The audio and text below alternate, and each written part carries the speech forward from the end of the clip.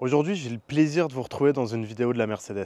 Elle est juste là, elle est floutée, c'est normal, et je vous la montre pas trop parce qu'il y a eu des modifs dessus que vous allez voir dans quelques minutes. Et je vais vous laisser un petit peu la surprise. Comme vous le savez, en parallèle, je fais aussi ma Toyota Chaser, sur laquelle on fait une grosse prépa moteur. Et pour ceux qui ont vu la vidéo justement où je vous posais la question de qu'est-ce qu'on va faire comme prépa moteur, vous m'avez tous dit fais un gros turbo et lâche-toi sur les sponsors. Donc une petite minute pour parler du sponsor de cette vidéo qui est Car Vertical. Et ça tombe bien. Parce que regardez là ce que j'ai actuellement sur mon téléphone. J'ai le rapport d'une Peugeot 308. Vous allez voir, c'est plutôt balèze et ça peut faire flipper. C'est une Peugeot 308 de 2019 qui semble avoir eu un petit problème de vol. On a les photos aussi de quand la voiture était en vente et tout, il n'y a pas de souci, c'est parfait.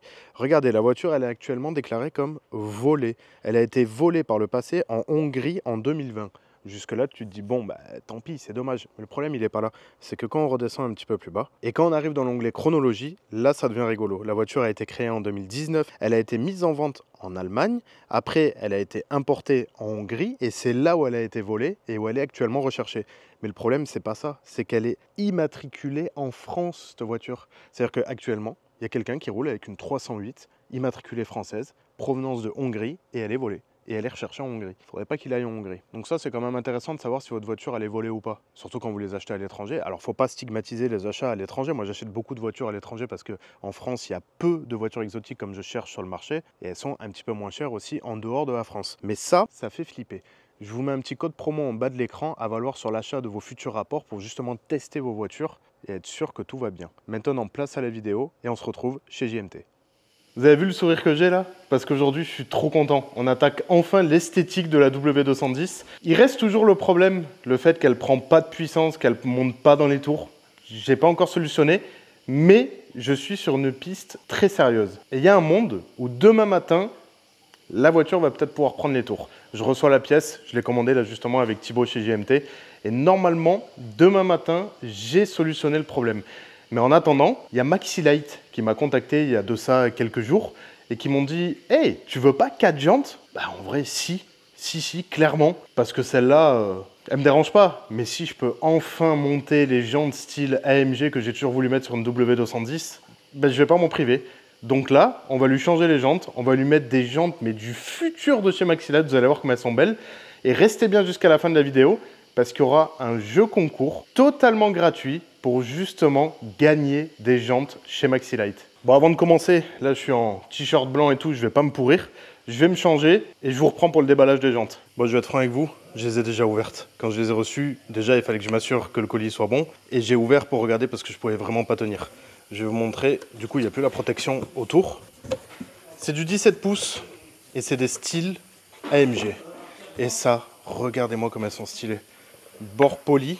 L'intérieur est peint, c'est les styles aéro, c'est très gros, on voit pas beaucoup les disques, les plaquettes et tout avec ça, ça va être magnifique. Alors normalement les vrais des AMG sont en 18 pouces et il y a marqué AMG sur le côté d'une branche. Ils n'ont pas la licence Maxi-Lite donc forcément ils peuvent pas marquer AMG et malheureusement ils les avaient pas en 18 pouces, sinon en vrai je les aurais mis en 18 pouces direct. Mais je pense que 17 du coup ça va être le meilleur compromis entre pas perdre de puissance et esthétique. Donc je vais déballer les 4, j'ai reçu les pneus que Thibaut m'a commandé, je vais les mettre sur la machine et on va monter ça ensemble tranquillement, ça va être plutôt cool. On va déjà en poser une sur la machine et on va commencer par déjà lui mettre les valves parce qu'il n'y a pas les valves justement, il faut les mettre soi-même ça va que Thibaut il en a.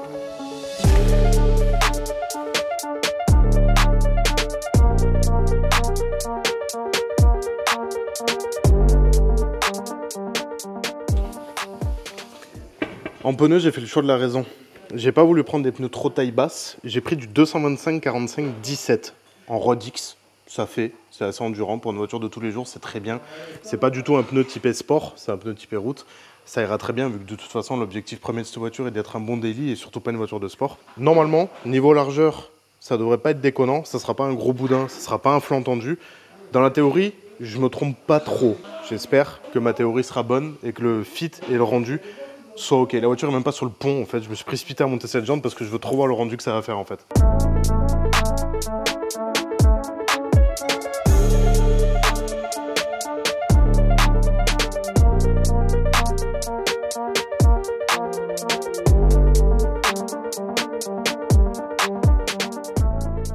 Bah, j'ai l'impression que je me suis pas foiré sur ces pneus. En termes de flanc tendu, c'est pas tendu en fait, hein. C'est juste ce qu'il faut, voilà, c'est parfait, c'est exactement ce que je voulais. Et en termes d'épaisseur de pneus, ben, c'est nickel, ça fait origine, ça fait pas sport, ça fait pas gros boudin, c'est parfait. Il n'y a plus qu'à monter les 3 autres, et une fois que les 3 autres sont montés, on la met sur le pont et on lui retire ces petits 16 pouces d'origine que je vais garder précieusement au cas où, parce que les pneus sont pas encore morts. Donc on va les garder, on va pas les jeter, mais déjà niveau gueule, elle va beaucoup évoluer. Et après, ben, on passera au reste de l'esthétique. Les optiques, on va s'en occuper, je vous délivrerai une petite astuce. Je pense que je le ferai dans cette vidéo si j'ai le temps. Bon, ça par contre, je pense que ça fera l'objet d'une vidéo complète parce que je sais pas encore quoi faire. Et je vais voir s'il n'y a pas une solution de repli. Peut-être, en fait, enlever le vernis, ça serait le top. Parce que du coup, la voiture ressortirait gris mat dessous. Et limite avec du lustrage, je suis sûr que j'arrive à la faire revenir propre. En tout cas, ça sera mieux que ça. Et toi, qu'est-ce que t'en penses du coup ?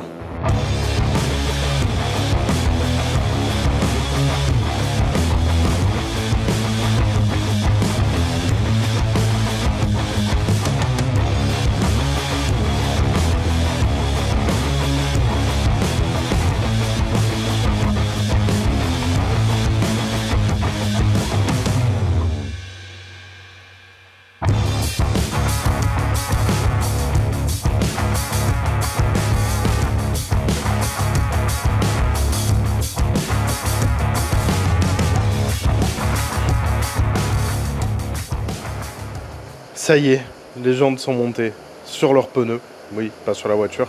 Maintenant, il va falloir lever la voiture pour pouvoir les installer. Je suis extrêmement content du rendu. Je pense que le flanc du pneu, c'est exactement ce que j'attendais. Ni trop haut, ni trop string sur un pneu. C'est parfait pour une voiture qui a 25 piges, ça lui ira parfaitement. Mais alors, putain, la qualité de finition, je suis tellement content. N'oubliez pas, à la fin de la vidéo, les amis, je vous fais gagner un gros cadeau venant de chez Maxi-Lite. Croyez-moi, vous allez être contents, parce qu'ils sont pas radins, Maxi-Lite, en termes de cadeaux. Hein. Vous allez voir, ça va être plutôt cool.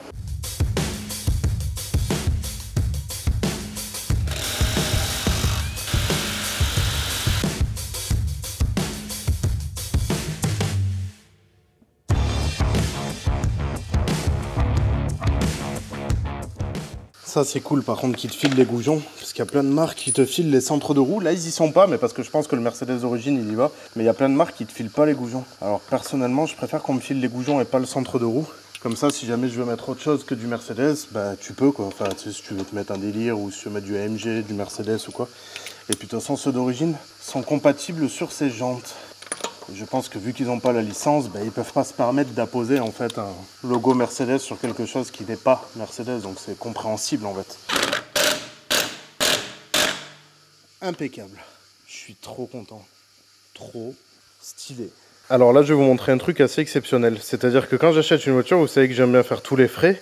Et j'avais pas regardé les disques et plaquettes parce que bah, avec ces jantes là on voyait pas grand chose. Et j'ai changé des disques qui étaient quasiment neufs à chaque fois pour me dire allez c'est bon tu pars sur un freinage neuf. Oh regardez l'arête. J'ai jamais vu un disque autant poncé. Mais en fait le disque il est mort quoi. Et les plaquettes ouais c'est pas mieux quoi. Bon ben là c'est 2 disques et 4 plaquettes mais en urgence quoi. Bon ce que je vous propose c'est que off caméra je monte les 3 autres. Je repose la voiture, je fais mon petit serrage à la dynamo et tout propre, nickel. Et je vous fais des petits plans cinématiques dehors, une fois que la voiture elle est posée sur ses roues. Parce que c'est pareil, au niveau hauteur, on ne sait pas si je vais devoir la rabaisser ou pas. De toute manière, ça sera les seuls modifs que je vais lui faire. Je veux pas partir dans un projet de malade, parce que vous l'avez tous vu le même, où genre, il me faut un daily. Le mec, il achète un daily, il modifie le daily. Il me refait un daily. Il achète, tu vois, je veux pas rentrer dans cette boucle. C'était comme pour les vieux abonnés qui me suivent, l'époque de ma Lexus GS 300. Je l'avais acheté, je m'étais dit celle-là, je fais pas une modif, j'avais même pas changé les jantes. Elle était 100% d'origine. Et ben c'est con, mais c'était un des meilleurs daily que j'ai jamais eu. Si je veux faire de la modif, j'ai tout ce qu'il faut à la maison. Il y a la Toyota, il y a la nouvelle Lexus aussi qui va arriver dans pas longtemps. Donc celle-là, soft. Vraiment soft.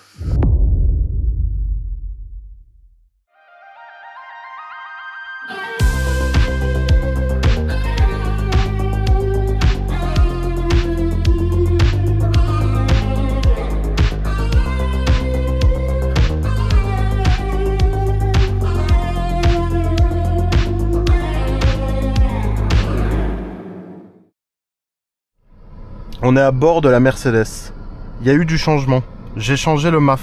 Alors j'ai pas filmé parce que j'ai fait ça en 2-2 ce matin en allant récupérer la voiture. Mais je vous mets une courte image pour vous montrer voilà à quoi ça ressemble, il n'y a rien de fameux. Maintenant on va pouvoir tenter si c'était le problème en question du fait que je prenais pas la puissance.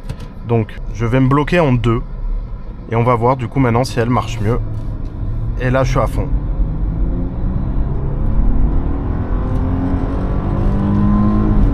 Réparé, ça y est, impeccable. C'est fou, hein. C'est dingue comme une si petite pièce peut te réparer la puissance d'un moteur.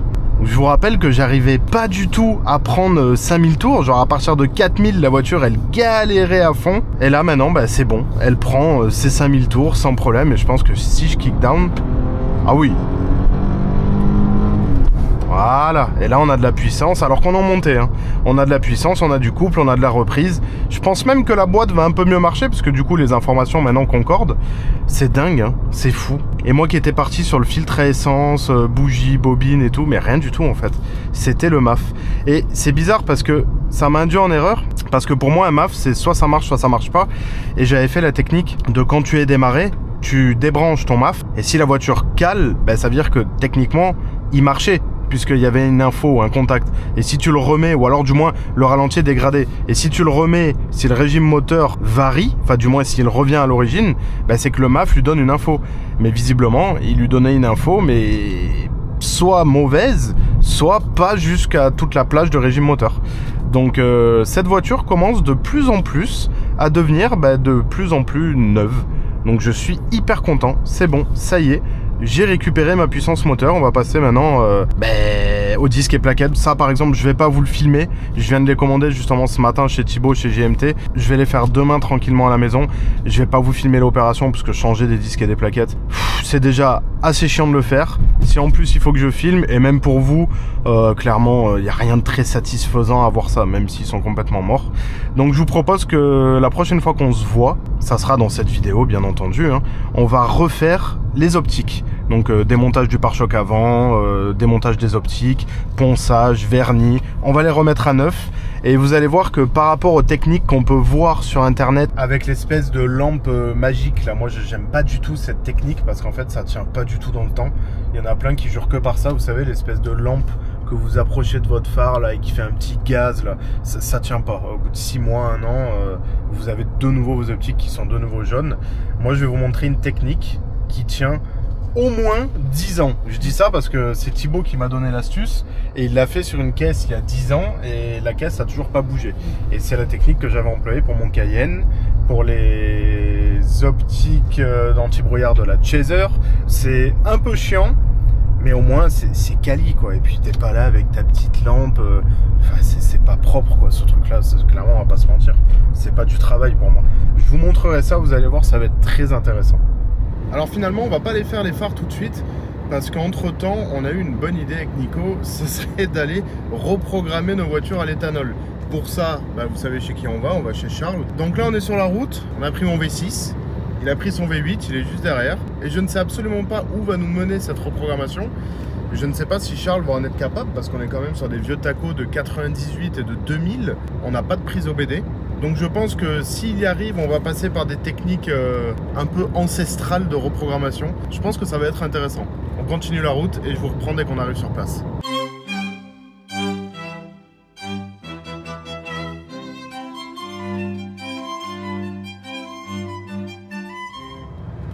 Pour information, ça fait déjà 1 semaine que je la roule à l'éthanol. Et là, regardez, le dernier trajet que j'ai fait de 600 km, j'ai une consommation à 10,5 litres au 100.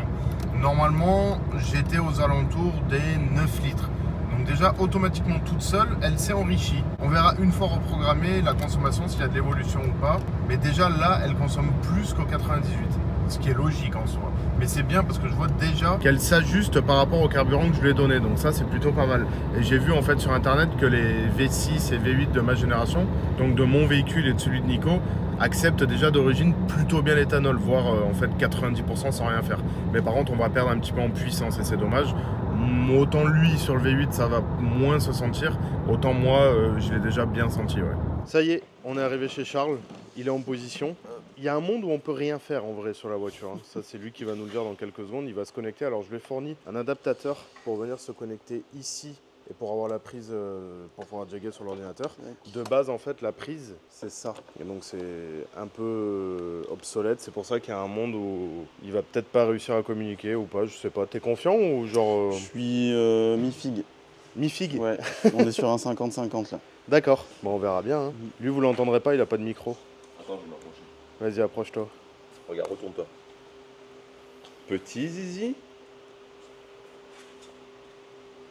Gros zizi. Bon, pour l'instant, c'est mal barré, on a mis le contact et il n'y a rien qui communique avec l'ordinateur. Et c'est quoi la solution si ça communique pas? Tu dois démonter le de CU? les sortir et Ok. de les attaquer direct sur table. Ok, donc Après, démontage tu du vas voir, calculo. on va essayer un autre outil. Là, on a essayé avec Autotuner qui a déjà marché sur des voitures où j'avais de l'OBD, une vraie prise OBD. Et là, ça veut rien savoir, donc on va essayer Flex. Si ça marche pas, on sort les calculateurs. D'accord. Et là, ça va devenir intéressant. Là. Ça y est, c'est le bordel. Il y a 1 milliard de câbles, de boîtiers.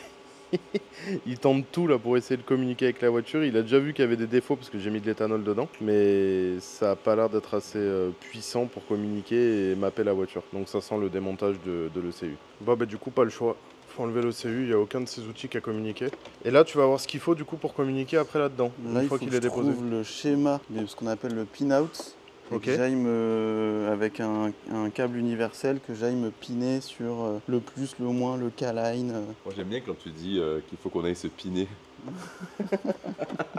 Donc là, on se pine directement sur le calculateur Ok. parce qu'on n'a aucun moyen d'avoir la communication avec la prise ronde là-bas, donc on vient directement dessus. Ok. On a trouvé sur internet le schéma Ouais. pour se connecter et là on spin. Quand on spin direct, il faut faire gaffe, bien débrancher la batterie et en fait essayer de faire en sorte que les câbles qui ne sont pas utilisés, ils ne touchent pas la carrosserie haute parce qu'il y en a plein qui sont alimentés en plus 12 là. D'accord, ok. D'ailleurs, les fabricants d'outils de reprog, ils déconseillent toujours de le faire sur véhicule, Oui, exactement pour ces éviter raisons-là en fait. justement, ouais. Ouais, bah là, on Si n'a je pas le laisse choix, traîner parce que les fils là et que ça se met à la masse ou quoi, ça te grille quelque chose et tout. là, on l'a donc pas là, dit, mais en fait, il l'a pas démonté parce qu'il y a une vis qui est accessible, mais l'autre qui est à droite Ouais, qui est la totalement chiante. inaccessible. Donc, obligé de le faire à même la voiture. Donc on va le faire là. Donc là, je fais gaffe de tous les fils que j'utilise pas, on va essayer de les maintenir comme ça. On va faire attention quoi. Ça nous fait du coup maintenant une prise OBD 16 pins et là, on va y brancher nos outils de reprog. Ah, en fait, en gros, c'est un adaptateur que tu es en train de créer, quoi. C'est ça, Mais en c'est un direct sur adaptateur le calculo. universel, ouais. Ah, d'accord. Et après, j'ai des ok. switches pour lui dire je mets le contact, j'éteins le contact, avec ça quoi. Ah, ouais, ok, excellent. Ouais, Vous êtes un sorcier, monsieur. j'essaye. J'aime bien.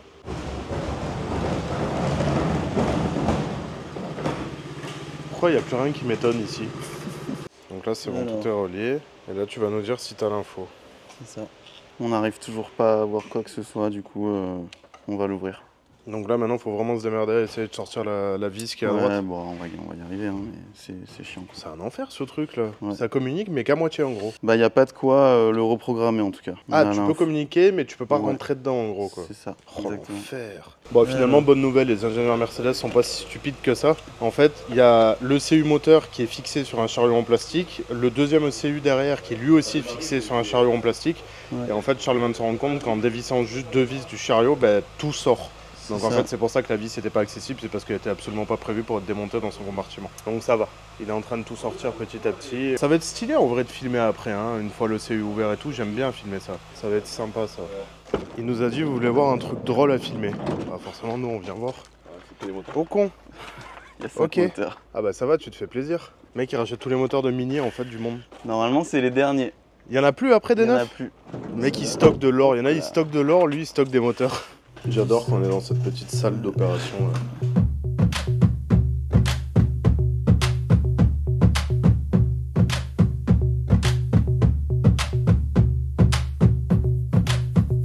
C'est bon, Bon. les voitures. T'as vu comment c'est hyper pratique à mapper, en plus, on se régale. C'est fait en 2 clics. C'est encore la merde, C'est la ça veut merde. toujours pas.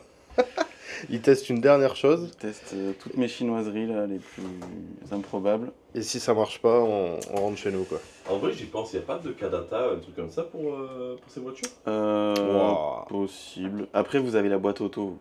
Et ça, c'est compliqué à gérer avec Un Kadata, il saura pas la gérer par exemple. Ah ouais. Donc là, on a essayé nos outils officiels à 10 000 boules, il n'y en a aucun qui veut. Notre bon vieux matériel de contrefaçon chinois, lui, communique avec le calculo, mais on n'arrive pas à le lire. Là, je teste ma dernière chinoiserie, la plus ultime, on sort en cas de force majeure, pour essayer de le lire. Pareil.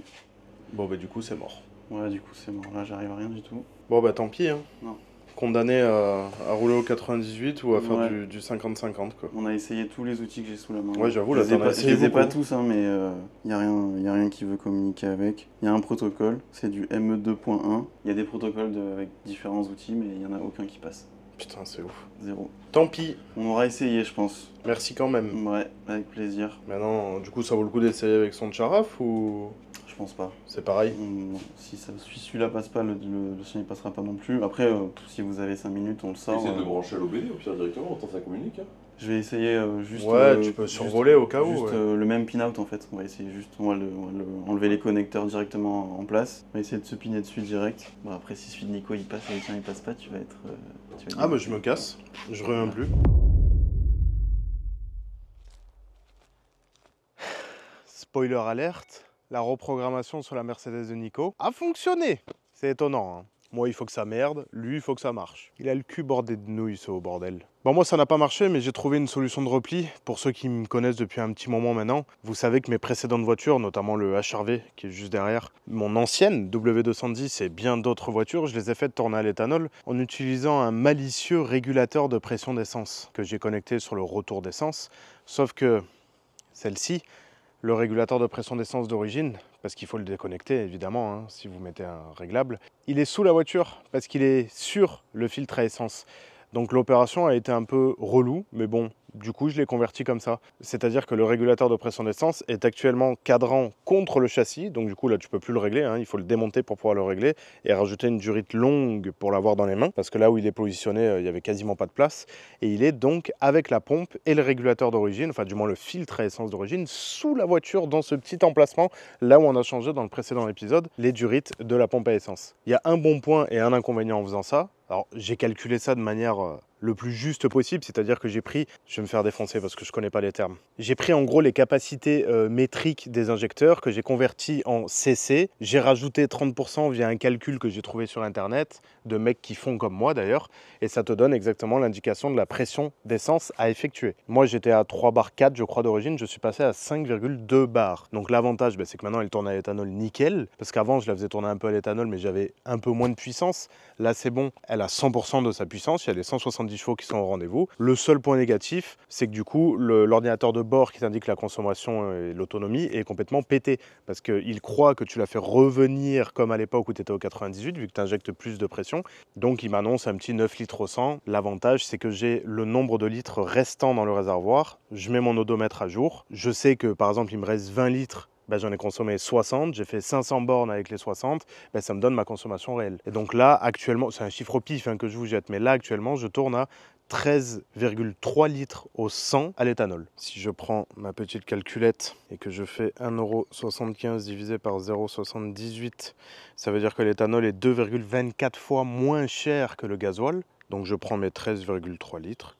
Que je divise par 2,24, ce qui fait que j'ai une consommation de 5,9 litres si par exemple elle roulait au diesel. Donc je suis hyper rentable. Si après on calcule par rapport au prix aux 100 km par exemple, c'est quand même toujours beaucoup plus rentable. Parce que pour faire 100 km, je consomme 13 litres 3, donc 13,3 fois 0,78.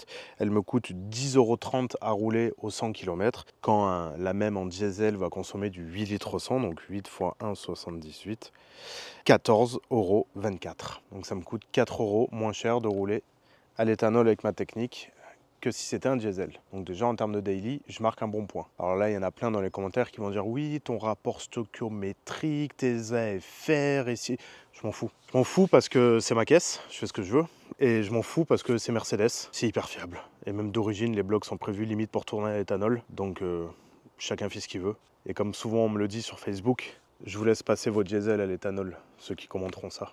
Oui, parce qu'on me l'a dit ça quand même. Il faudrait convertir mon diesel à l'éthanol. Bref, changeons de sujet. Donc vous l'avez vu, elle est quasiment terminé. Il va me rester encore quelques trucs à faire, hein. On va pas faire les feux par contre dans cette vidéo-là, malheureusement, je suis désolé. On les fera dans un prochain épisode parce que j'aurai pas le temps de les faire et je voulais vraiment vous sortir cet épisode. Donc ça fera partie de l'esthétique future qu'on va faire sur la voiture. Mais maintenant, il est venu le temps du jeu concours. Donc vous l'avez vu, j'ai changé mes jantes, j'ai mis des Maxi Light, hein, d'ailleurs, qui sont incroyables, hein. Ça fait un moment que je les roule maintenant. Je suis trop content parce que je les ai toujours pas abîmés. Et maintenant, c'est moi qui vais vous remercier de regarder mes vidéos comme ça. Et je vais vous offrir du coup un bon d'achat de 1000 € chez Maxi Light. Donc ça représente quasiment un setup de jantes. Enfin, selon ce que vous choisissez, ça va être un peu plus cher que 1000 €. Mais 80% des jantes vendues sur ce site sont inférieures à 1000 €. Donc du coup, vous avez 4 jantes offertes. C'est en accord avec Maxi Light, ils sont OK, c'est que du plaisir.